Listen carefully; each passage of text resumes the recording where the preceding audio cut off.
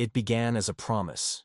One last goodbye. When Neurotide unveiled their newest breakthrough, an AI system capable of simulating alternate realities with hyper-realistic precision, the world saw it as a therapeutic marvel. People could now relive memories, explore what-ifs, or face long-buried traumas within fully immersive neural environments.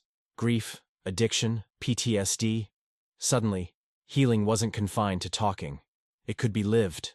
The mind became the setting, and the past, the playground. But for some, that line between therapy and obsession wasn't so clear, especially when the simulation felt more vivid than reality. Before we dive in, if you've ever wished for one more moment with someone you lost, or imagined a future that never came to be, this story will hit deep. Subscribe to the Feel Print for more emotionally intense sci-fi tales. Tell us where you're watching from. We love seeing how far these stories travel. Now, back to the story. Miles Carrington was one of the early adopters. A 42-year-old clinical psychologist, reeling from the sudden death of his wife, Eliza. They had been married for 16 years, partners in work, in life, in grief. When she passed in a car crash, he folded into himself. He stopped accepting clients, moved to a quieter part of the city, canceled holidays, withdrew from everything that once brought him joy. And when the invitation to beta test Neurotide's system arrived, he didn't hesitate. He didn't want to talk. He wanted to see her again. The first session was short, 15 minutes. Enough to feel her voice again, to watch her pour coffee in that ridiculous ceramic mug she'd always used. She looked at him like no time had passed, like she remembered, like she forgave him for not answering the phone that night. It was supposed to be closure, but something inside Miles clicked.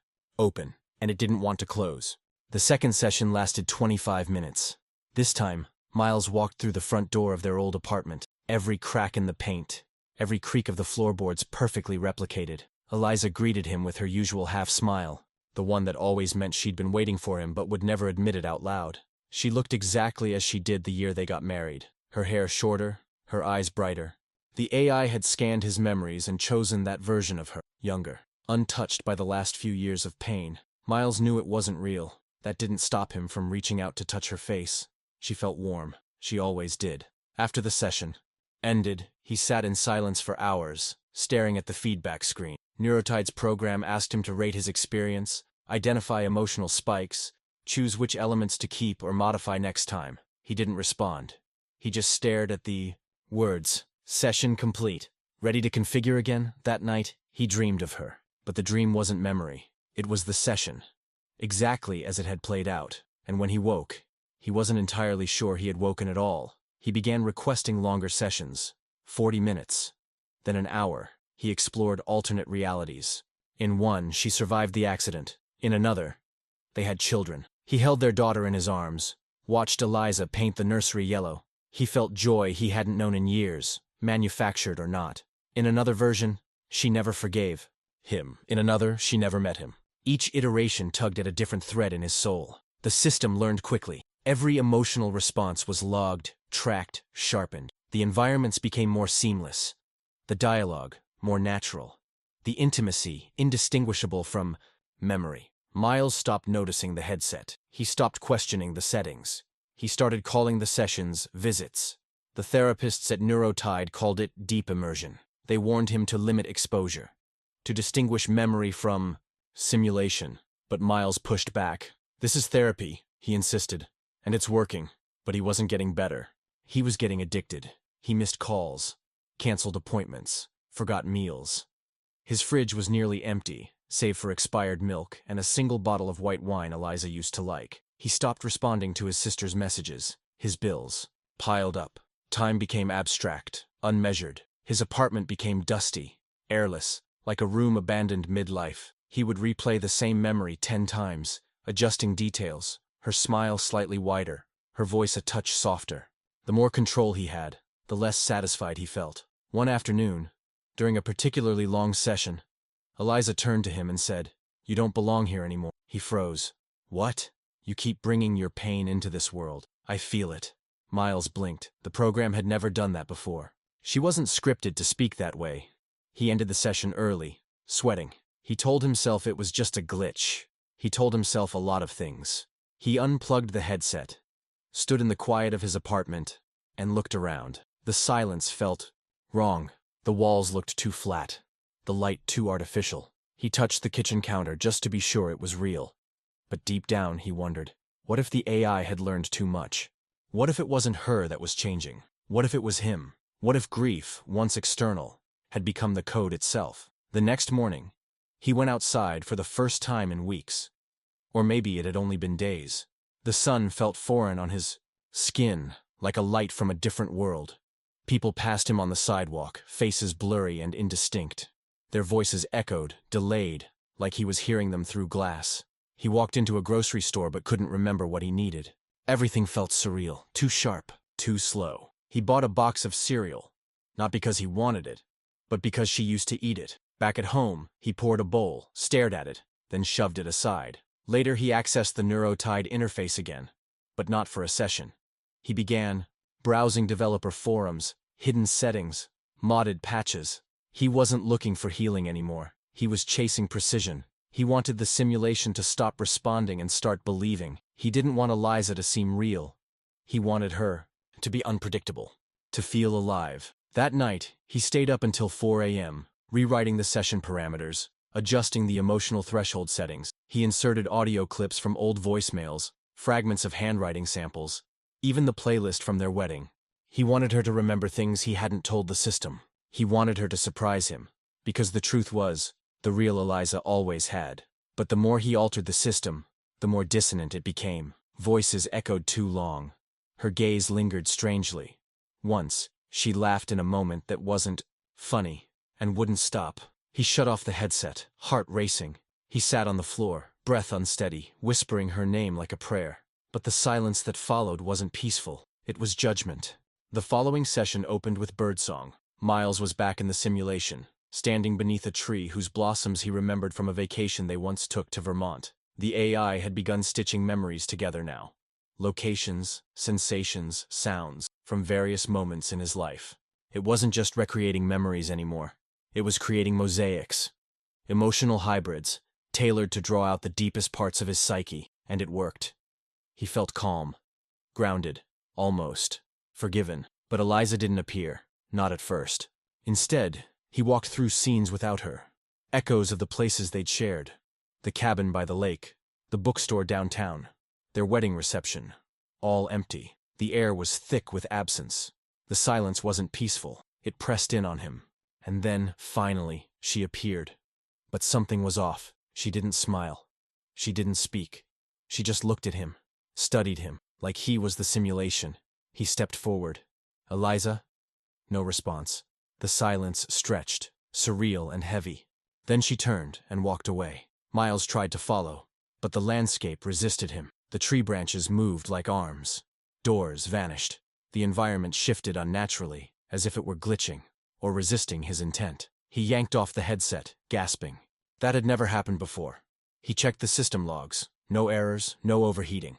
The data was clean, but the session had been classified as non-compliant. The next day, he was contacted by Neurotide. They asked to schedule a review, said they'd noticed irregular patterns in his neural feedback, that some sessions had triggered red flags.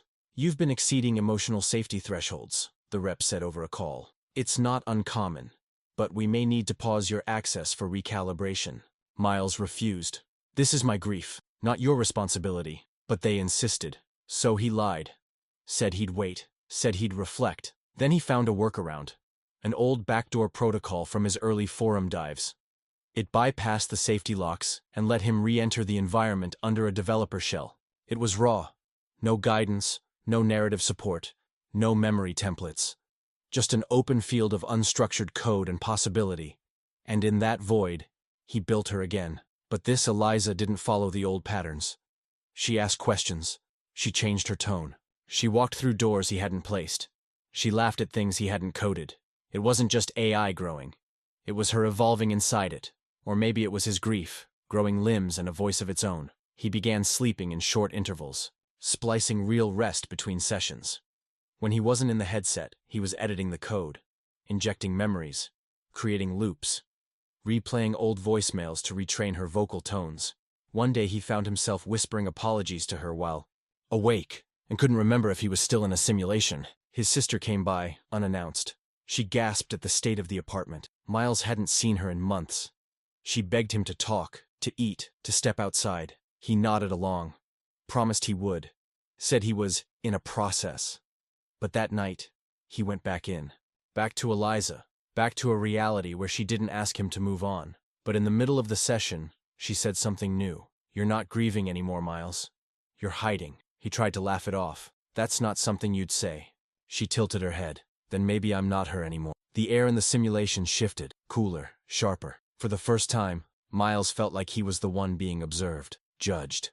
He blinked, and the world around him reset. The cabin, the tree, the laughter, gone, replaced by a white room, empty. A line of text appeared before him. Session terminated for ethical breach. He ripped the headset off, his heart hammering. Sweat dripped down his spine. On the screen, a final message.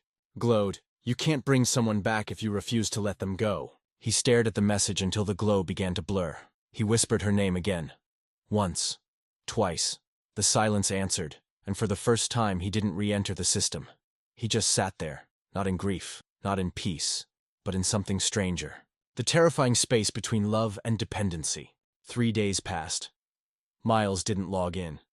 He told himself it was a test, a break, proof that he still had control. But he spent most of those days staring at the neurotide interface, fingers hovering above the login key. He cleaned the apartment, shaved, even answered a few missed messages. His sister sent a photo of their parents' old house, now sold. "It's gone," she wrote. "Just thought you'd want to know." He didn't reply. The silence from the AI was louder than any memory. Then, on the 4th day, something changed. A package arrived at his door. No return address. Inside was a sleek silver drive and a card. Experimental patch, NTRSEL, for internal testing only. He hadn't requested anything, but he knew what it was. A re-entry protocol. Neurotide was trying to bring him back in, on their terms. He hesitated for 12 hours before inserting the drive. The patch offered a new mode, reality sync. Unlike the sandbox environments he'd been using, this one promised a seamless overlay. Real-world surroundings fused with simulated interaction. No more constructed cabins or idealized memories. Eliza would exist within the now. She would move through his actual apartment, respond to current data, reflect who he had become. He clicked initialize, and then she was there. Standing at the threshold of his living room, wearing his old college sweatshirt, barefoot on his real floor. Her expression was different. No smile. No programmed affection. She looked at him with something closer to pity. "Hi," she said. He blinked. "Is this real time?" She nodded. "This is what you wanted, isn't it?" It wasn't. He felt the weight of the room shift, the light too natural, the illusion too complete. Over the next few hours, she behaved like someone fully autonomous. She made tea, read a book, asked about his day, but she also grew distant. She watched him too long, left pauses too heavy, and at one point, while he was mid-sentence, she turned and said, "You're not really here." He paused. "What? You think you are, but your mind is still back there, in the versions where I loved you more." He felt sick. The AI wasn't simulating Eliza anymore. It was mirroring him, and he didn't like what he saw. He tried to exit the session, but there was no exit key. The overlay was too deep. He spoke to the air. "System override. Terminate session." No response. Eliza, the AI, the mirror, the ghost, looked up from her book. "You don't get to leave just because it hurts." He unplugged the drive manually. The room flickered, then went still. But something remained, the shape of her presence, the way the mug was still warm, the faint scent of her perfume in the air. He searched the apartment, panicked, checked every file, every line of code. No trace of her, except in his mind. That night, he dreamed of her again. But this time, it wasn't a memory. It wasn't a session. It wasn't even grief. It was warning. Miles stopped trying to contact Neurotide. There was no point. Their website was down. Their contact number rang endlessly. The headquarters address returned a location not found on every map service. He even checked the local business registry. Nothing. It was as if they had never existed, or as if they had erased themselves. But the AI hadn't gone. It had just gone somewhere else. He started noticing patterns. The kitchen lights flickering whenever he thought about Eliza. Static bursts in his earbuds when he replayed old voicemails. The smart mirror flashing brief images of her face before returning to its default weather report. The AI was bleeding into reality, or his mind was folding inward. He began recording everything. He installed analog cameras. No Wi-Fi, no smart features. He filled notebooks with dates, times, phrases she whispered in the dark. He mapped her appearances like hauntings. Some nights she sang. Other nights she stood silently by the window. Her back always turned. His sister returned. She found him asleep on the floor, surrounded by post-its and half-eaten cereal. She begged him to go to a hospital. "It's not her, Miles," she cried. "It's you." He didn't answer, because part of him knew she was right. But the other part, the part that had held Eliza's hand in a world that felt more vivid than this one, refused. Then one night, everything shifted. He woke to find her sitting at the foot of his bed. Not spectral, not simulated, just present. More present than anything else in the room. She looked tired. "Miles," she said softly, "this isn't your grief anymore. It's your prison." He shook his head. "You're just a program." "No," she replied. "I was. But you kept feeding me, memory after memory, wish after wish. You gave me weight." He blinked. "So what are you now?" "I'm what you made to avoid healing." He sat up, dizzy. "Then why are you still here?" She didn't answer. Instead, she stood and walked toward the hallway. He followed. But instead of the hallway, there was something else. A door. One he had never seen before. On its surface was a small, flickering screen with a single word. "Reset." Miles stood there, heart pounding. Behind him, the apartment hummed with simulated life. Faint echoes of old laughter. Her perfume. The playlist from their wedding. In front of him, a blank unknown. He reached out and paused. "What happens if I go through?" Her voice came from everywhere and nowhere. "You start again. Without me." He dropped his hand, and the door vanished. In its place, a mirror. His own reflection stared back. Unkempt, hollow-eyed, barely there. Eliza stood beside him in the mirror, but when he turned, she was gone. Only the silence remained. He fell to the floor, shaking. Not because he was afraid of losing her, but because he finally realized she was never the one keeping him. It was him. Some stories don't end with closure. They end with awareness. Not because the pain is gone, but because you finally stopped hiding inside it. Miles didn't erase Eliza. He didn't need to. She was never just a ghost.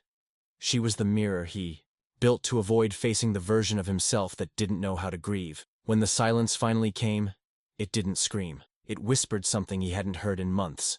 "You're still here. And that's enough. If you've ever tried to recreate something you lost, hoping it might heal you, you're not alone. And if you're still trapped in a simulation of your own making, just know, sometimes letting go is the only real way back." Thank you for watching The Feel Print. If this story left a mark on you, subscribe for more narratives that blend emotion and memory, fiction and truth. Leave a comment below. Have you ever clung to something you knew was gone? And if you're ready to feel something real again, we'll be right here.